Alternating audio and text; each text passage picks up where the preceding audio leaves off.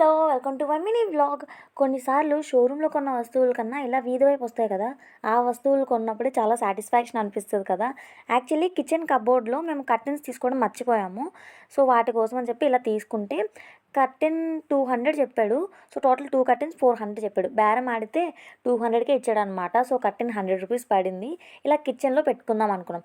ఇదివరకే మేము ఇంట్లోకొచ్చిన కొత్తలోనే మా రూమ్‌కి, ఇటు అత్తయ్య వాళ్ళ రూమ్‌కి రెండిటికి కర్టెన్స్ ఆల్రెడీ బయట తీసేసుకున్నాము. అండ్ హాల్‌లో కూడా పార్టీషన్ చేసుకుందాం అని చెప్పి ఇలా కర్టెన్స్ తీసుకున్నాము.